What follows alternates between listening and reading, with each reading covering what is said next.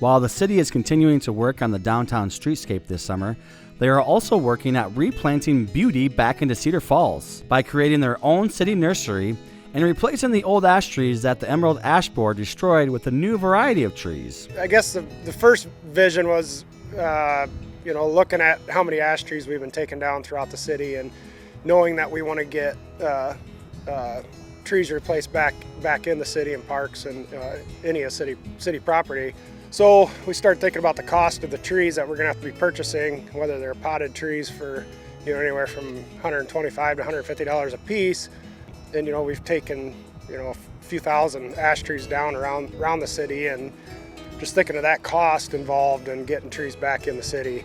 So came up with the idea of growing our own trees to save the city money and be able to get more trees back in the city in a shorter amount of time instead of spreading it out over a long period of time. So the initial cost is there, but over time it's going to save the city several thousands of dollars. So there are 650 trees out at the city nursery with 11 different species and 24 variations in those species. So we've got 650 trees here. The idea is that we can plant 200 trees a year, which would be doubling what we've been doing in the past.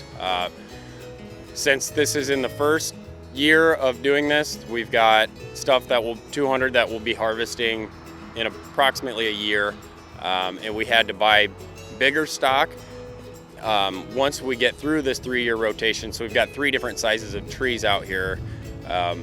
We'll in the future only have to purchase the smaller ones. So every year we'll pull out 200 and plant 200 more back in, and we'll just have that rotation going.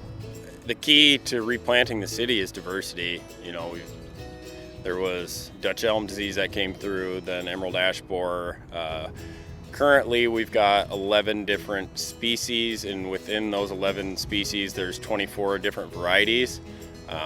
We've got maples, oaks, we've got some tulip tree, hackberry, a couple different elms, some lower growing trees, which would be like redbud and crab apples. Pretty good variety, and the idea is that every year when we're purchasing new trees, we can get a bunch of different varieties, so we're not only going to be getting these 11 species.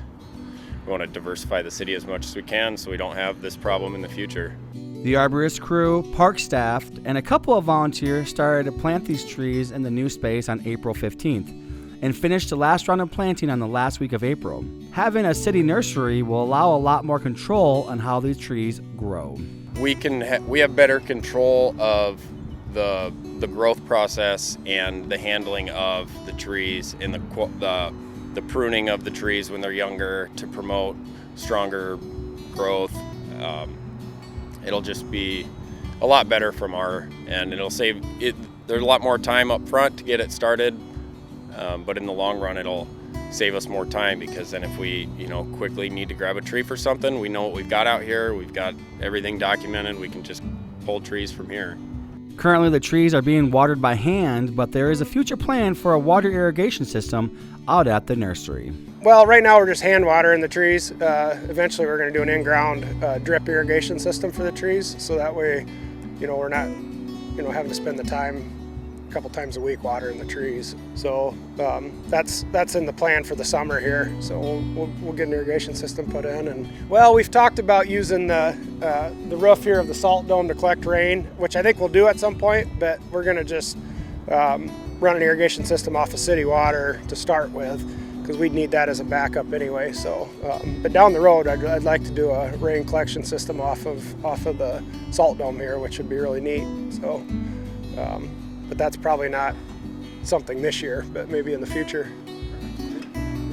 The city nursery is just another example of the city being forward-thinking and trying to make itself a wonderful place to live. There might be other cities around doing this, but I don't think a whole lot. I just, as we all kind of got together and came up with this idea, I guess you can call it forward-thinking, and it's really important for us to have a nice canopy in the city.